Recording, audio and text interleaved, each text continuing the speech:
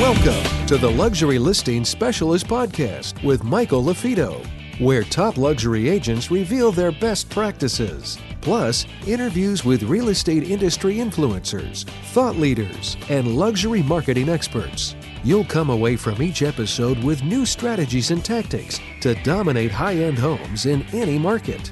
And now for the latest episode of Luxury Listing Specialist. Here's your host, luxury real estate expert, coach, and trainer, Michael LaFido. Welcome back to another episode of the Luxury Listing Specialist podcast. You are in the right place if you're an agent looking to work smarter, not harder, a broker owner, team leader, looking to increase your average sale price.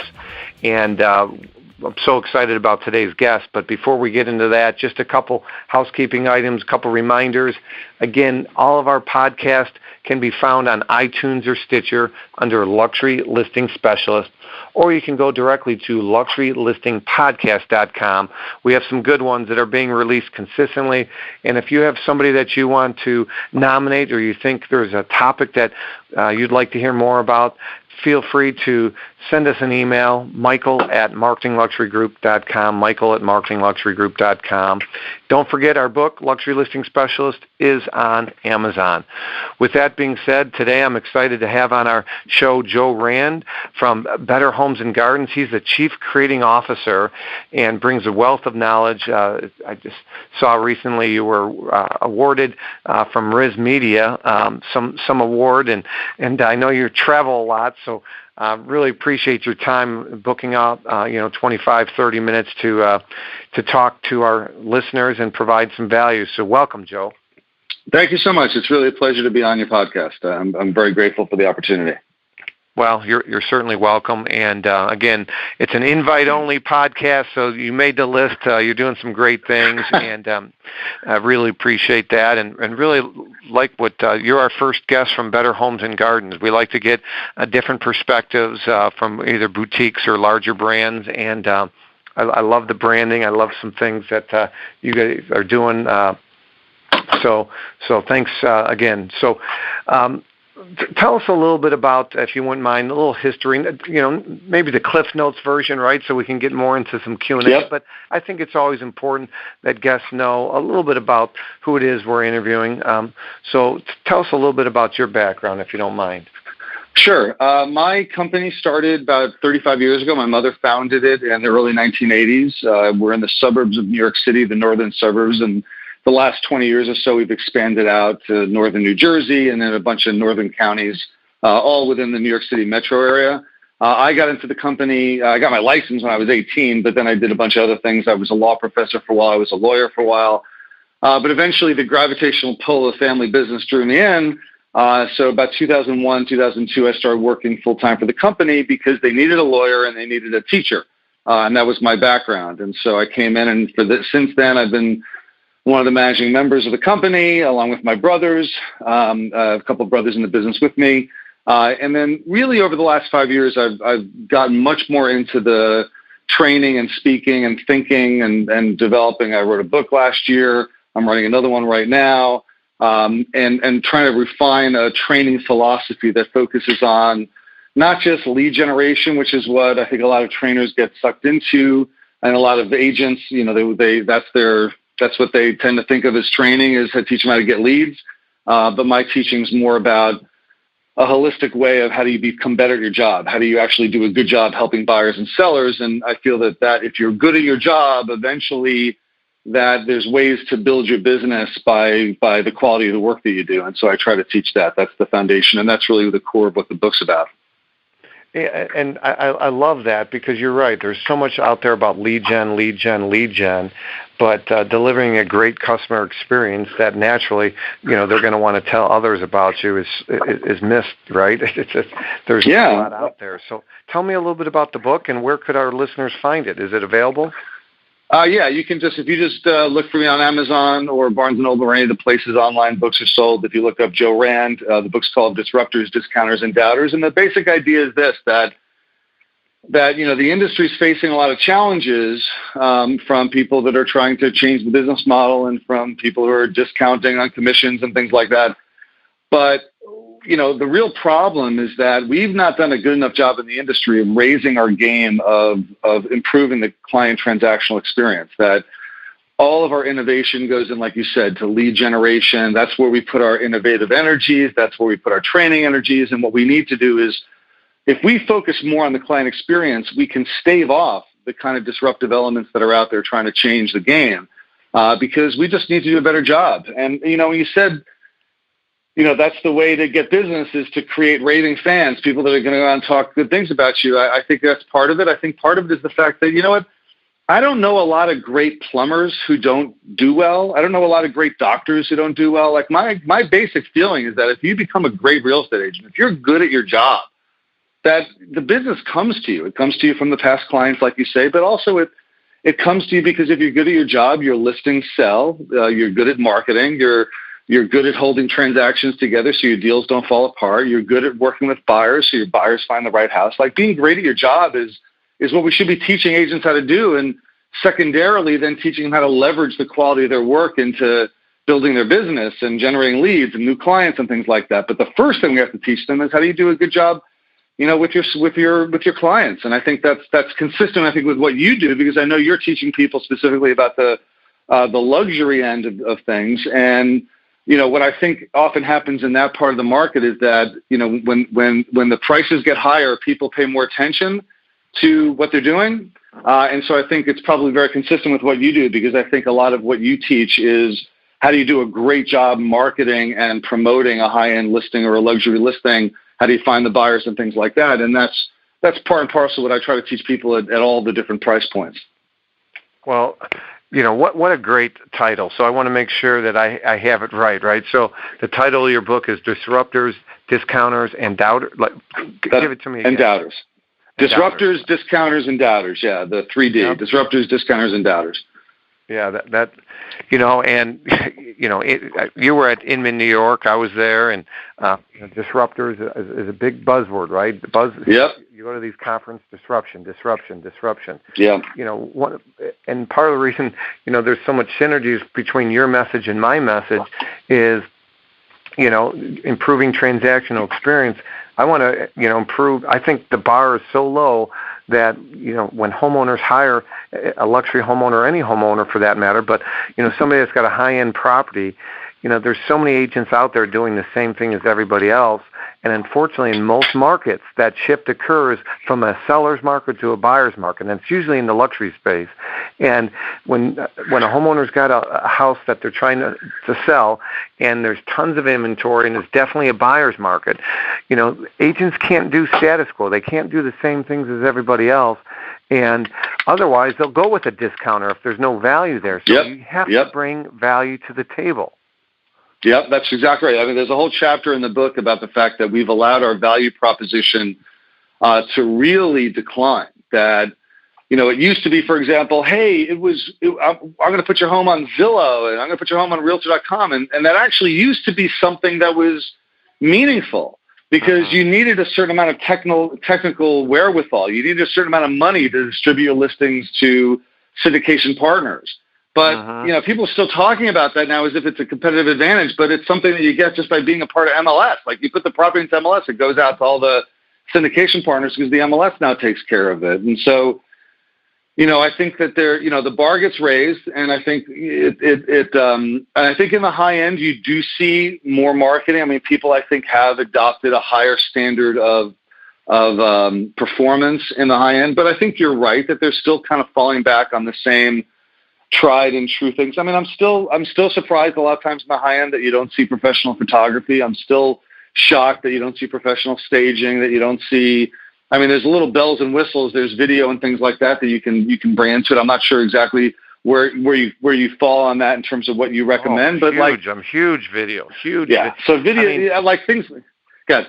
The gold standard, especially for luxury homes, many sellers are expecting it, right? And I call it the word I use is called positioning. Many agents are terrible at positioning these properties, and it's not just the photos or the description or if they're incorporating video, but staging, curb appeal. I mean, and being able to articulate that, Joe, so that the homeowner is not offended. But many agents tell sellers what they want to hear to get the business. Oh, I love your pink wallpaper. Don't worry about the brass. Oh, yeah, brass is coming back. Or, oh, don't worry, they'll see past that. You laugh because you know it's true. Yeah, right? Absolutely. It takes, there's so many agents who are afraid to tell a client what they don't want to hear.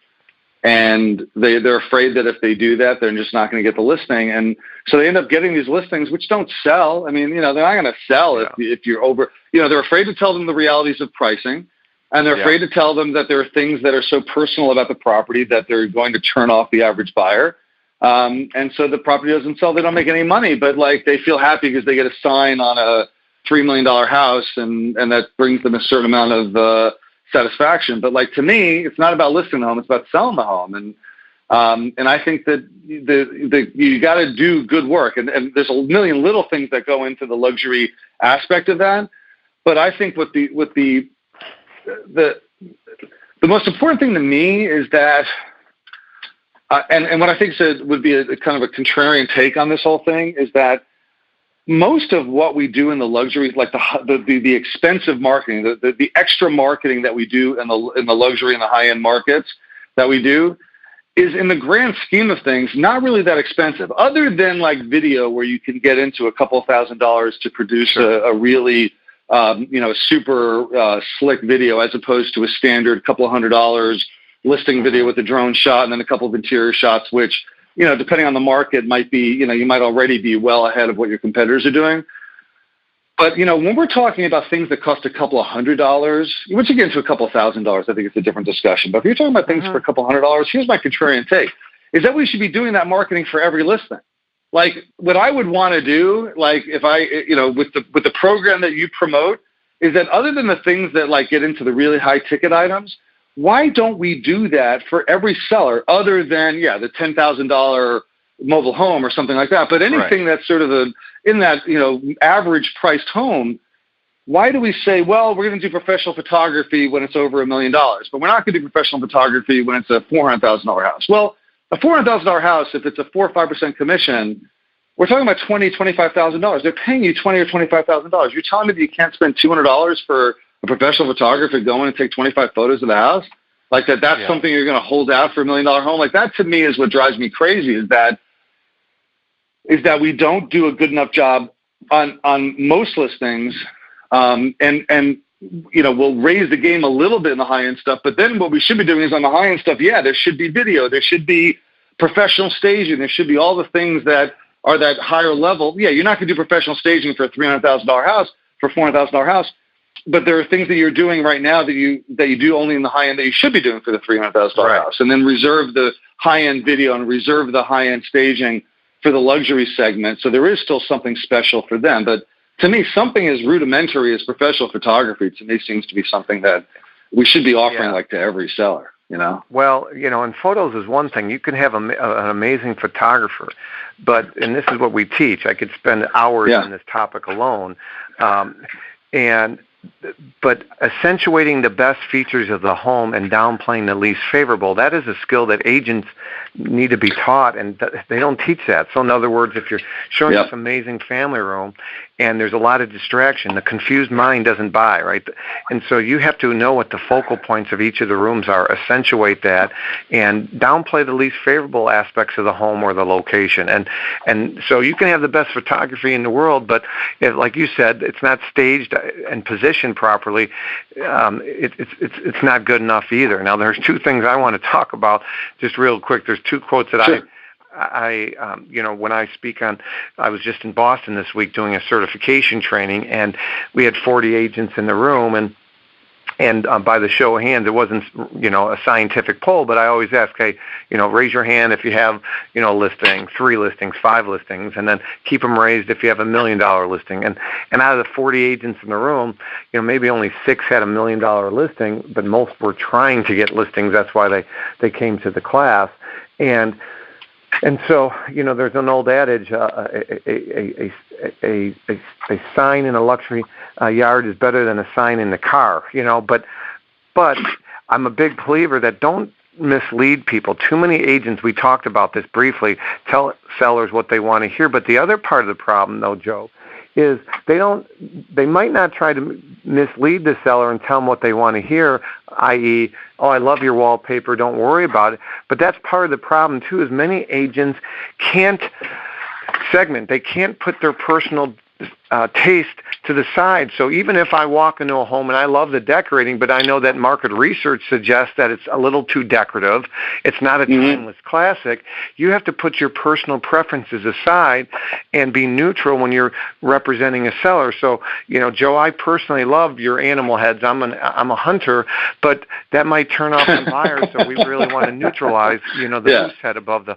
fireplace or whatever it might be. And so many times it's not even agents just telling them what they want to hear. It's, hey, the agents, Debbie Dinosaur agent or Dinosaur Dan agent that likes the wallpaper and the brass, they go in there and say, hey, I got wallpaper and brass in my house. I think it's fine, right? Yeah. But the agent needs to have a sensibility too, You have to have a sensibility. You got to have your finger on the pulse. I mean, there's so many great market research reports out there from brands and neutral brands and NAR and so forth. You really have to know what today's buyers are looking for and being able to articulate that, to a seller. And then the other thing is, there's an old adage out there, you want to be the firstborn, the second wife, and the third real estate agent. And the reason people say that is because maybe the first and second agents told the seller what they wanted to hear, or maybe by the time the third agent tells them, you got to take that animal head down, you're like, you know what, I want to be with my grandkids, I'm willing to do whatever it takes now, but I wasn't the first agent or the second agent, right? Yep, that happens a lot. I mean, I had an appointment. I don't go on a lot of listing presentations myself. I'll go on occasional high-end stuff or developer stuff with the agents. I mean, we have like 1,000 agents, so I don't go on a lot of individual stuff. But I went on a listing presentation recently. It was a personal referral that I gave to one of my agents, and I felt obligated to go because I didn't know the seller, but the seller was a friend of a friend. So I went and did the process with her, and it was great, and it was a lot of fun. But at the end of it, we thought the home was worth about maybe $3 million, and the seller thought it was worth $4.5 million, and had been told by another broker it was worth $4.5 million, and we didn't get it, because the other agent had come in like with that ridiculous price point, and we said as we walked out, we said, we're not going to get it, but, we really don't want it. I don't want to go spend a couple $1,000s marketing this home and then spend the next year explaining why it hasn't sold because he's going to forget that we told him it was worth $3 million. The chances are either he'll get bored and get desperate and then he'll reduce it, or he'll take an offer that he gets at the price point that we suggested, or it'll expire and we'll get it on the rebound. But either way, it's not worth taking if it's that crazy. And that I think the agents aren't willing to do that because they'd rather have the sign. But you're right. I'd rather be the next person in after they have a failed experience than be the first person in. Hey there, it's Michael LaFido. Thanks again for listening to our podcast. If you are interested in signing up for our Luxury Listing Specialist certification, or if you want additional information on how you can dominate selling higher-end homes in your marketplace, make sure you go to luxurylistingspecialist.com. It's funny. You were saying something and it kind of struck me that my guess is that kind of the way I was looking at that take I said before about how we should be marketing all homes like luxury homes. I think the way to put that would be that I think we as an industry, we should be marketing all homes the way that the average realtor markets a luxury home. And we should be marketing luxury homes at a higher level above that, which is probably what you teach. In other words, the true luxury homes should be marketed according to the scriptures and standards that I think that you've alluded to, that you talk about, knowing market research and doing all those things. But I'd be really happy, quite honestly, if the average industry agent taking the average $300,000 or $400,000 home or whatever is average in their marketplace, and they took what is their right now standard luxury program. We'll do a drone shot, we'll do professional photographies, we'll do a simple video, we'll do some basic staging and detailing of the property and things like that, because that would raise the game just on the overall. Like, just to do that would be amazing. And then leaving aside and really then focusing truly the exceptional work that we need to do when you're talking about a $3 or $4 million home in most markets. You're absolutely right. Raising the bar, and then when you get to those $3 million or whatever it is, even being creative and taking it to that next level. And that's really, in a nutshell, what our goal is for our certification, for the podcast, for our books, and all that. It's really raising the bar. That it really needs to be raised. And what I've found is so many of these agents that list, not necessarily market, but that list these luxury homes in the different markets, many times they've just been ingrained into that market. They help that person, generational. Maybe have helped other family members. And it was really by default, because they're in that circle of trust, because they're liked, that they get the listing, but they're not marketers, right? They're reactive marketers. In other words, they're passive. They put it on the MLS and expect others to sell it, and that's the problem with the industry. The other thing that you brought up was that I wanted to briefly touch upon is that, because I always like giving solutions. So you go on a $3 million listing appointment, you and someone on your team, and the other agent tells them $4.5 million, and they go with that other agent. So I already assume that they're interviewing other agents, and so I plant that seed. Now, Mr. and Mrs. Seller, I'm going to provide you data that I think justifies where we should go to market. However, keep in mind that some of the oldest tricks in the book are agents will come in here and tell you, A, I have a buyer already, so go with me. I think I have a buyer. Or B, they tell you what you want to hear and tell you, I think it's worth 4 or 4.5, when all the data doesn't tell that. Now, what I'm willing to tell you is, if you like us, you like our marketing, you like our systems, but we're off on price, just give us that opportunity so we can have that conversation. Don't just automatically go with the guy that says, oh man, this guy thinks my house is amazing. He doesn't tell me I have to take my animal heads down and all this stuff.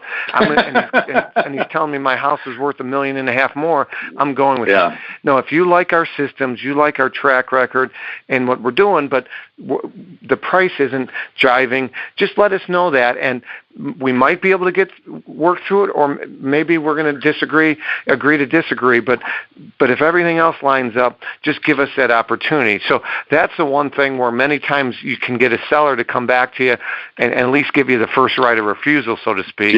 Now, if you don't want the listing, what are some things you can do and mention to the seller? You can say, Mr. and Mrs. Seller, I hope you get 4.5, but do me a favor, just keep us in mind if, after a month, 35, 60 days, 6 months, a year, maybe after 2 weeks, if he tells you to adjust the price to more in line what we're telling you, just keep us in mind. We pride ourselves on being transparent and telling people what they need to hear, not what they want to hear. And so just keep us in mind if you ever need a second opinion or you're unhappy because you felt like they just told you what you wanted to hear. Just kind of plant that little seed of doubt so that if it is way overpriced and they do reduce the price by, $750 or $1 million, or the agent recommends that, they're already saying, man, you know what, Joe Rand was right. Man, I should have listened to him. And so when it is coming up for expiring or they cancel,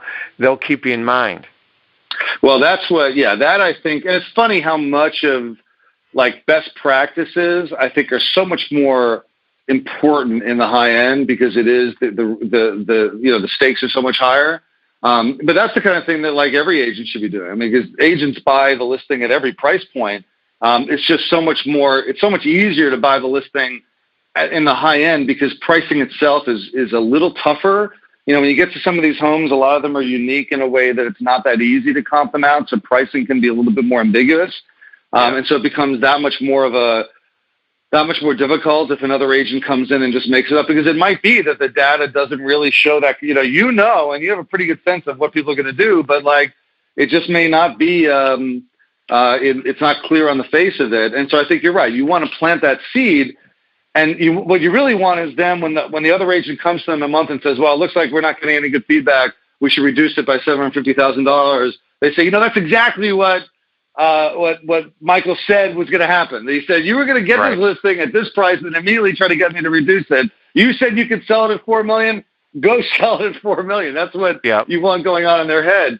What I did was, when we didn't get the listing, as I said, it was a personal referral. I send a little personal note to the person. I wish them luck. I tell them, oh, you have a great broker. Have a wonderful experience. If I can be of any help, give me a call.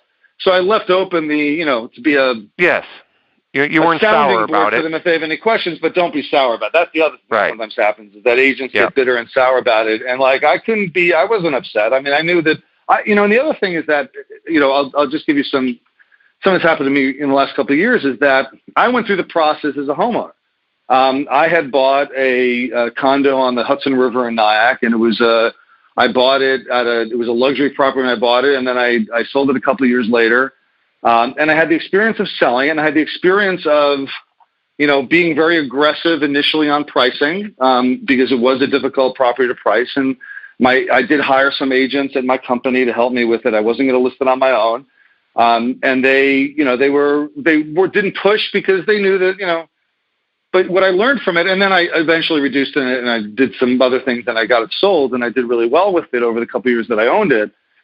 But what I learned from it, what I kind of internalized is that, in the industry, we have this thing about pricing where we say, the agent's always right and the seller always wants to overprice it. And, it's a whole negotiation that we have to, when we teach pricing to agents, we teach it almost like, your job is to get the seller to accept your expertise and price it where you want to price it. And in my mind, I think that's backwards because I think that at the end of the day, it's a seller's home. The seller wants to price it where they want to price it. Your job is to guide them through the process and show them what's going on in the market. If they ultimately decide, you know what, I really want to be aggressive here. I want to try to get a higher price, even higher than the market seems to share. Then you can make a decision whether you want to take the listing or not. You can walk away if you think it's unreasonable, it's not going to sell, it's just going to make you look bad. But it's really the seller's choice. If the seller wants to do that, it's their home. They can make that decision. And what you have to hope is that what you do is you set it up in a way that you just don't bear the blame. The only thing you want to make clear is that, all right, listen, I just want to put it on record. This is what I recommended, but we'll try it your way because you're the boss and I'm here to do it. I'm your fiduciary. Right. And I found that going through it as a seller, I needed to discover that I was overpriced. Right? I needed to test the market. I needed to take my shot. And when my shot didn't happen, I was smart enough to then reduce it to a price point where I could get it sold. But I shot for the moon, and I didn't get it, and that was fine. And I lost a few months, but I was okay losing a few months. And so although we tend to, in the industry, be really skeptical of that, I think that it's particularly in the high end where it's more ambiguous on the pricing, I think we got to get the sellers, we got to give them a little leeway to discover things for themselves, just get a long enough listing period time that we can still have the listing when they realize that they're unrealistic, Right. Yeah, you bring up a good point. And one of the things that we teach in our certification is pricing luxury homes when there are no comps per se, because it's such a unique property. I always recommend, and Joe, I'd be interested to hear your thoughts on this, but we always recommend to agents, don't talk price first, especially with this luxury property. So again, I'm a real big disc personality guy, and I'm more of a D, a driver. So believe me, I want to walk out of there with the listing. However, when you're going on a luxury listing, I mean, very rarely will I come prepared with a CMA or a suggested price. Now, I do come in with what I call my luxury snapshot, which lets them know what similar priced homes are. But I'll do this. If you're the seller, Joe, I'll say, hey, Joe, just to kind of give you an idea, the goal for today is to see the home firsthand, to share with you what makes us different, unique, to find out a little bit more about, your situation and your timeline, your needs. But, Joe, I want to prepare you. I'm not prepared to give you a price today. By the way, any agent who comes with a price is suggested, in our industry they call it a CMA, I'd walk them to the door, Joe. How can they give you a price on this unique home, this custom home, this whatever, just to rear end a little bit, build them up a little bit.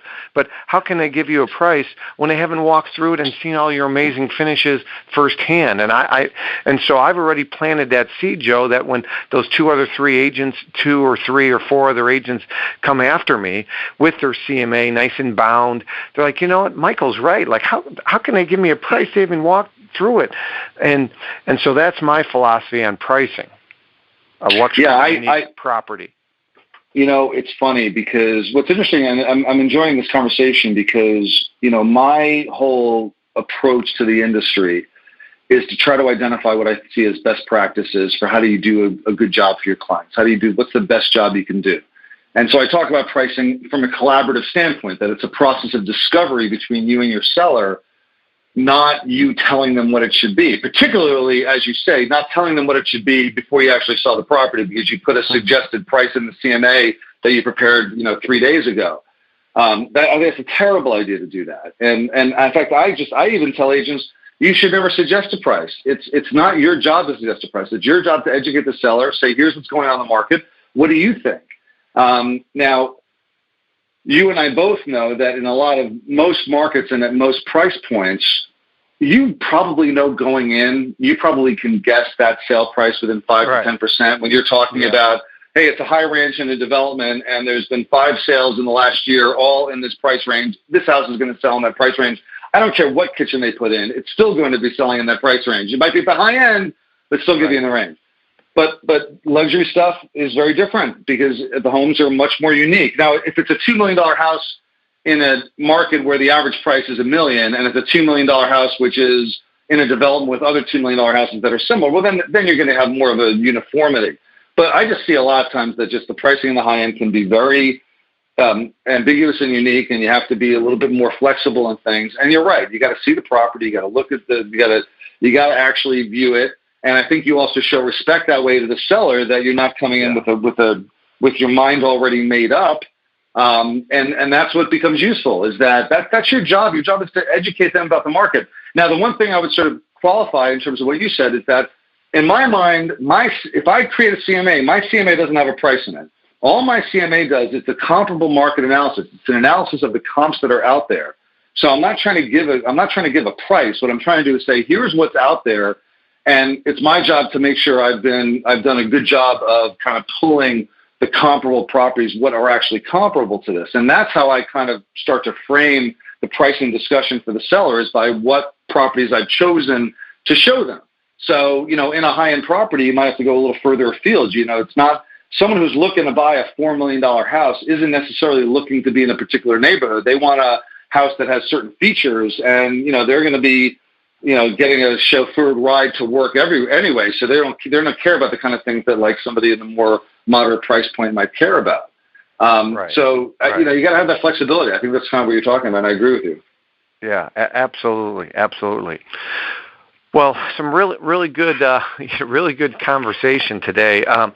If somebody wants to find out more, a little bit about Better Homes and Garden, or get in touch with you, what's the best way, Joe?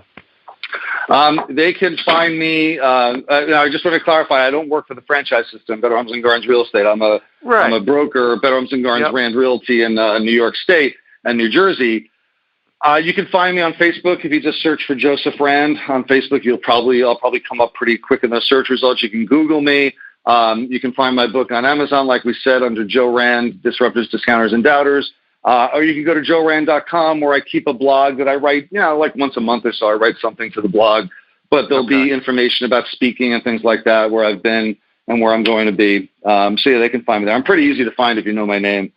I've been pretty good about getting those SEO going on my name. Yeah, you know what? I'm looking forward to getting a copy of the book as well. What a great title, by the way. Thank you. I appreciate that. The title is the hardest part. Get a good title. Yeah, good title is difficult, and then of course a cover, and that's something. We just released our book in September too. So congratulations! I know how big a deal that is to get it done and get it out. Tell you what, you send me a copy, I'll send you a copy. You don't have to go on Amazon. There we go. We'll do an exchange. Thank you. Terrific. Well, good. Well, hey, listen, I really appreciate your time. Just a reminder for the rest of us, again, previous episodes, you can find them on iTunes, Stitcher. You can go to luxurylistingpodcast.com. And just a reminder, too, if you're interested in our free Ultimate Listing Blueprint, we put together a 56-point checklist and a free 3-part video series.